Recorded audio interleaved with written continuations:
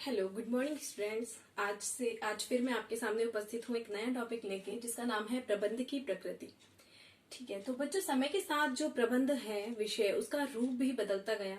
जैसे प्रबंध को पहले समय में सिर्फ कला के रूप में लिया जाता था, लेकिन आज इसे कला और विज्ञान दोनों के रूप में लिया जाता है। जैसे पहले प्रबंध को गैर पेशे के रूप में लिया जाता था, लेकिन आज इसे पेशे के रूप में लिया जाता है। ठीक है, तो इस आधार पर हम जो है प्रबंध की प्रकृति को 4 रूपों में समझ सकते हैं। प्रबंध विज्ञान और कला के रूप में, प्रबंध विधा के रूप में, बहुविधा के रूप में एंड प्रबंध सार्वभौमिक तथ्य के रूप में, एंड प्रबंध जो है पेशे के रूप में। तो इन 4 रूपों में हम जो है प्रबंध की प्रकृति का अध्ययन करेंगे। तो फर्स्ट जो हमारा टॉपिक है प्रबंध विज्ञान एंड कला के रूप में। ठीक है, इसे हम देखते हैं। देखिए, फर्स्ट इज विज्ञान के रूप में। अब प्रबंध विज्ञान है, कैसे है, इसको समझने के लिए हम सबसे पहले विज्ञान का ही अर्थ देखते हैं। तो किसी भी विषय का क्रमबद्ध अध्ययन करना, ठीक है, जो कारण और परिणाम से संबंधित हो, वो विषय विज्ञान कहलाता है। ठीक है, इस आधार पर विज्ञान की विशेषताएं जो है ये होती हैं। जैसे फर्स्ट हम देखते हैं अध्ययन के आधार पर सिद्धांतों एवं नियमों का समूह। विज्ञान जो विषय है उसमें जितने भी नियम और सिद्धांत प्रतिपादित होते हैं वो सभी स्थिति अध्ययन के आधार पर प्रतिपादित होते हैं। ठीक है बच्चों, ऐसे ही नहीं प्रतिपादित हो जाते कि बस ठीक है जो कोई इंसान बैठा है और उसने एक सिद्धांत बना दिया, नहीं। स्थिति अध्ययन के आधार पर प्रतिपादित सिद्धांत होते हैं, नियम और सिद्धांत होते हैं। ठीक है, नेक्स्ट जो है विशेषता वो है प्रयोगों के आधार पर प्रतिपादित सिद्धांत। विज्ञान जो विषय है उसमें जो भी सिद्धांत प्रतिपादित होते हैं वे सभी प्रयोगों के आधार पर प्रतिपादित होते हैं। ठीक है, फॉर एग्जाम्पल एक व्यक्ति था, पेड़ के नीचे बैठा था, एक एप्पल नीचे से आके गिरा, उसने सोचा ये नीचे ही क्यों गिरा, उसने फिर से उठा के गिराया, फिर से नीचे गिरा, फिर से उठा के गिराया, फिर से नीचे गिरा। ठीक है, तो उसने ये सोचा कि ये जो एप्पल है नीचे क्यों गिरता है, तो उसने कारण और परिणाम का पता लगाया और जो है हमारे गुरुत्वाकर्षण के नियम का प्रतिपादन हुआ। ठीक है, क्या हुआ कि पृथ्वी जो है इसमें गुरुत्वाकर्षण बल होता है, इसके कारण जितनी भी चीजें हम ऊपर से गिराएंगे वो नीचे ही गिरेंगी। चाहे आप पूरी पृथ्वी में कहीं भी किसी भी जगह चले जाइए, ये गुरुत्वाकर्षण का जो नियम है हर जगह लागू होता है।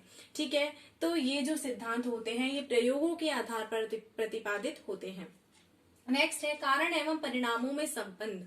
विज्ञान एक ऐसा विषय है जिसमें कारण एवं परिणामों में संबंध को दर्शाया जाता है कि किसी जो कोई भी काम हुए, कोई भी क्रिया हो रही है, इसका कारण क्या है और इसके परिणाम क्या होंगे। ठीक है, तो कारण एवं परिणामों के आधार पर संबंधित प्रक्रिया जो होती है विज्ञान कहलाती है। ठीक है, नेक्स्ट है इसकी विशेषता सार्वभौमिक रूप से लागू। विज्ञान के जो सिद्धांत होते हैं, ठीक है, प्रयोगों पर आधारित होते हैं और ये जो सिद्धांत है सार्वभौमिक रूप से लागू होते हैं, यानी कि आप कहीं भी चले जाइए हर जगह ये सिद्धांत उसी तरह लागू होते हैं। ठीक है, नेक्स्ट है सिद्धांतों का प्रयोग समस्याओं के निवारण हेतु। विज्ञान में जो सिद्धांत है जिनका प्रतिपादन हुआ है उनका प्रयोग समस्याओं के निवारण हेतु प्रयोग किया जाता है। ठीक है, अब इन विशेषताओं के आधार पर अगर हम प्रबंध विषय को देखें तो देखिए प्रबंध में भी जो है स्थिति अध्ययन के आधार पर सिद्धांतों और नियमों का जो है समूह प्रतिपादित किया जाता है। ठीक है, कोई भी स्थिति और सिचुएशन को देखकर नियम बनाए जाते हैं, ठीक है, और सिद्धांत बनाए जाते हैं। ठीक है, प्रबंध में भी विज्ञान की ही तरह प्रयोगों के आधार पर प्रतिपादित सिद्धांत होते हैं। ठीक है, वो भी किसी भी संस्था जो है उसको देखकर, ठीक है, उसमें जो है सिचुएशन को देखकर प्रयोग करके सिद्धांत प्रतिपादित किए जाते हैं। ठीक है, कारण एवं परिणाम में संबंध। प्रबंध में भी विज्ञान की ही तरह कारण और परिणाम में संबंधों को दर्शाया जाता है कि किस वर्क को करने का क्या कारण है, किसी क्रिया को करने का क्या कारण है, इसके परिणाम क्या होंगे। ठीक है, और जो है प्रबंध, इसमें भी सिद्धांतों का जो प्रयोग है वो समस्या या समस्याओं के निवारण के लिए ही प्रयोग किया जाता है। लेकिन प्रबंध जो है प्रक्रिया उसमें ये सार्वभौमिक रूप से लागू होना, ये वाली विशेषता विज्ञान की है जो ये अवेलेबल नहीं होती है, ये उपस्थित नहीं होती है। प्रबंध के जो सिद्धांत होते हैं ये सार्वभौमिक नहीं होते हैं। ठीक है, ये हर जगह लागू उसी सिचुएशन में नहीं होते हैं। ये जो प्रबंध के सिद्धांत होते हैं ये परिस्थिति जन्य होते हैं और परिवर्तनशील होते हैं, यानी जैसी परिस्थिति होती है उसके अनुसार बदल जाते हैं। ठीक है, तो इसलिए जो है विज्ञान का ये सिद्धांत इसमें लागू नहीं होता है। इसलिए हमने प्रबंध को जो है इनएग्जैक्ट साइंस कहा है, यानी कि अशुद्ध विज्ञान कहा है। क्या कह सकते हैं इसे? अशुद्ध विज्ञान, यानी इनएग्जैक्ट साइंस। इसे अशुद्ध विज्ञान कहा गया है या फिर अयथार्थ विज्ञान कहा गया है। ठीक है बच्चों, अब देखिए कला के रूप में प्रबंध कैसे होती है। ठीक है, अब कला क्या होती है कि चातुर्य का प्रयोग से वांछित परिणाम प्राप्त करना ही क्या कहलाती है? कला कहलाती है। एक हमारे वैज्ञानिक थे टेरी जी, उन्होंने क्या बोला कि चातुर्य के प्रयोग से वांछित परिणाम प्राप्त करना ही क्या कहलाती है? कला कहलाती है। ठीक है, अब इस आधार पे हम कला की विशेषताओं को देख सकते हैं। इच्छित परिणाम प्राप्ति की विधि। कला एक ऐसी जो है ऐसी विधि होती, ऐसी विधा होती है जिसके द्वारा इच्छित परिणाम की प्राप्त किया जाता है, यानी व्यक्ति के जो अनुभव है, व्यक्ति की जो चातुर्य है, उसके आधार पर ठीक है इच्छित परिणामों को प्राप्त किया जाता है। नेक्स्ट है व्यक्तिगत चातुर्य तथा ज्ञान। कला जो सब्जेक्ट है इसमें व्यक्तिगत चातुर्य तथा ज्ञान के आधार पर इच्छित परिणामों को प्राप्त किया जाता है। ठीक है, व्यक्ति के चातुर्य के ऊपर निर्भर करता है कि वो किस तरह से अपने वांछित उद्देश्य को प्राप्त करता है, किस टेक्निक से वो क्या अपना माइंड लगाता है, किस तरह से अपनी चातुर्य का यूज करता है। नेक्स्ट है व्यवहारिक ज्ञान तथा निरंतर अभ्यास से दक्षता। कला जो है इसमें माना जाता है कि व्यवहारिक तथा निरंतर अभ्यास से दक्षता प्राप्त की जा सकती है वर्क में, बार बार उसे करके, ठीक है, अभ्यास करके बार बार उसका और अपने व्यवहार में लाके उसमें हमेशा दक्षता प्राप्त की जा सकती है।